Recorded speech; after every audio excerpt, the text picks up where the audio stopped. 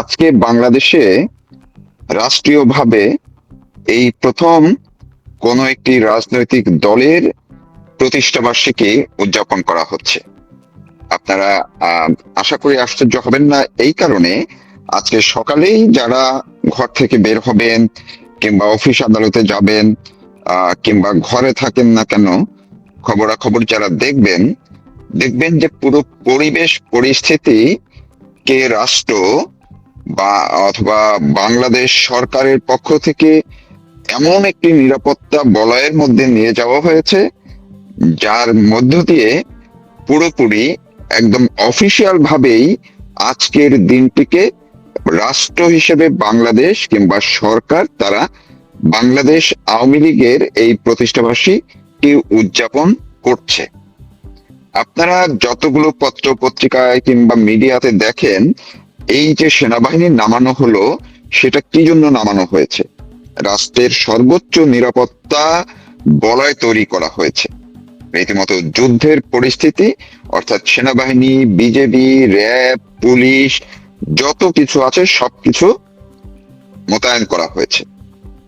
কেন মোতায়েন করা দরকারটি হলো, যখন সরকার বলছে তারা সবাইকে নিয়ে, সব দলকে নিয়ে রাজনীতি করতে চায়, বাইরের বা বহির্বিশ্বকে দেখাতে চায় তারা একটি গণতান্ত্রিক রাষ্ট্র প্রতিষ্ঠা করবে, সেই অবস্থায় ৭৭ বছরের পুরনো একটি রাজনৈতিক দল যাদের কার্যক্রম নিষিদ্ধ করা হয়েছে, সেই দলটি প্রতিষ্ঠাবার্ষিকী উদযাপনের জন্য তারা বেশিরভাগ ক্ষেত্রে ভার্চুয়ালি বিভিন্ন কর্মসূচি গ্রহণ করেছে।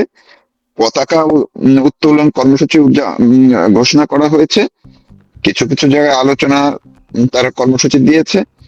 কিন্তু এই কর্মসূচির আওতায় দেশে যারা আছে, দেশে তৃণমূলের নেতা কর্মীরা তারা মাঝে মধ্যে ঝটিকা, আমি আবার বলছি, শুধুমাত্র একটু ঝটিকা মিছিল নামাচ্ছিল বা নামাচ্ছে।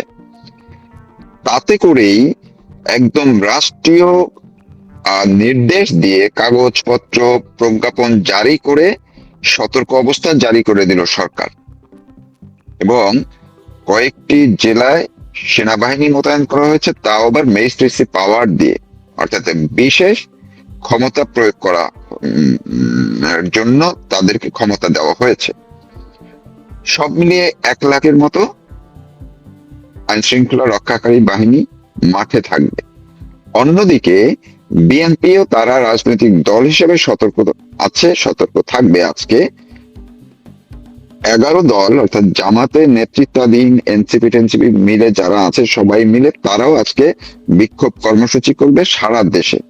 তো দেখুন, পুরো রাজনৈতিক দল যাদের প্রতিষ্ঠাবার্ষিকীর জন্য এত আয়োজন, সেই দলটি কিন্তু আসলে আজকে যে খুব বড় কোনো কর্মসূচি দিয়েছিল তাও নয়।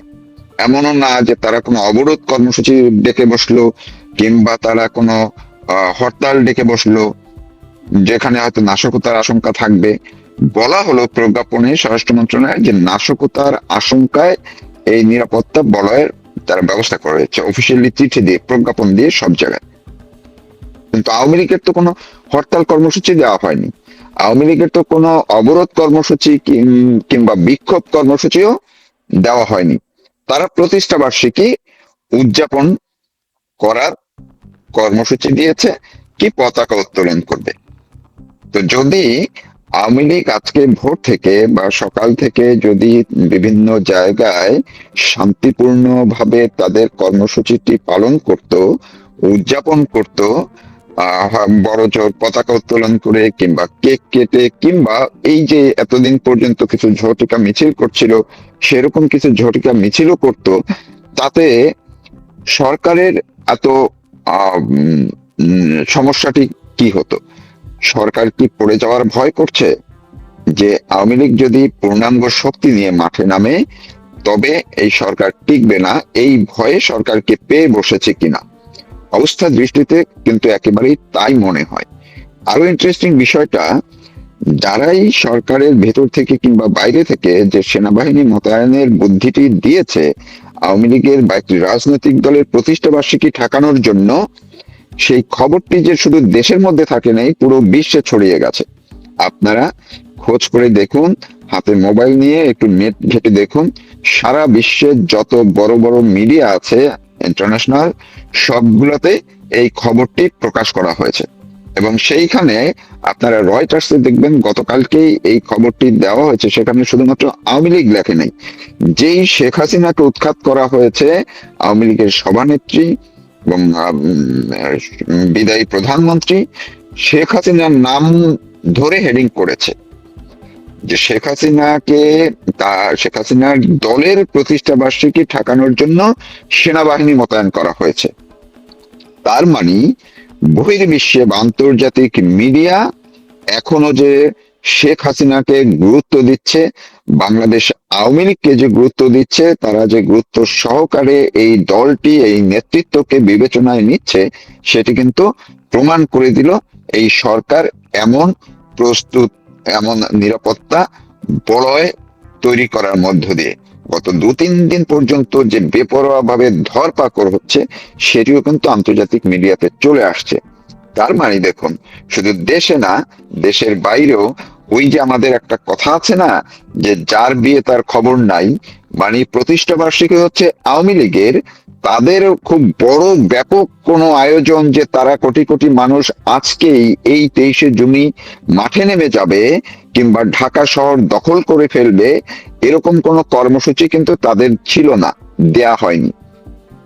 কিন্তু রাষ্ট্র তারা উদ্যোগী হয়ে কাগজে কলমে মুখে প্রচারে প্রচারণায় রাজনৈতিক কর্মকাণ্ডে মাঠে থাকার ঘোষণা দিয়ে সবাই মিলে তারা নিজেরাই আসলে আওয়ামী লীগের প্রতিষ্ঠা বার্ষিকীকে উদযাপন করছে, একদম রাষ্ট্রীয় পয়সা খরচ করে। এই যে যত লাখখানেক যে সেনা সদস্য, পুলিশ, আনসার, বিডিবি, বিজিবি তাদেরকে মোতায়েন করা হলে এতে তো শত শত কোটি টাকা রাষ্ট্র থেকে, রাষ্ট্রের কোষাগার থেকে ব্যয় হবে। তার মানে নিশ্চিত করেই এটি বলাই যায় যে রাষ্ট্রীয়ভাবেই আওয়ামী লীগের প্রতিষ্ঠা বার্ষিকী উদযাপন করা হলো দেশে, যার প্রভাব আন্তর্জাতিক মিডিয়ার সুবাদে বাইরেও চলে গেছে। ফলে এই দিনটি আসলেই সবাইকে আমাদের উদযাপন করা অপরিহার্য। কারণ বাংলাদেশ আওয়ামী লীগ হচ্ছে 77 বছরের ঐতিহ্য ইতিহাসের দল। আওয়ামী লীগ হচ্ছে বাংলাদেশের স্বাধীনতা সংগ্রামের নেতৃত্বকারী দল। এই আওয়ামী লীগই বাংলাদেশ রাষ্ট্রটিকে প্রতিষ্ঠা করে দিয়েছে মুক্তিযুদ্ধের মাধ্যমে। ফলে কোনোভাবেই এই দিনটিকে অবজ্ঞা করার কোনো সুযোগ যে নেই, সেটি কিন্তু রাষ্ট্র তার কাঠামোর মধ্য থেকে আওয়ামী লীগকে নিশ্চিহ্ন করার অজুহাত দেখিয়ে বরং নিজেরাই বুঝে হোক না বুঝে হোক এই দিনটিকে মহা গুরুত্ব সহকারে উদযাপন করতে যাচ্ছে আজকে ভোর থেকে। সবার জন্য শুভকামনা, সবাই অন্তত পক্ষে নিরাপদে থাকবে, কারণ কখন কি ঘটে যায় সেটি কিন্তু বলা যায় না। ধন্যবাদ সবাইকে।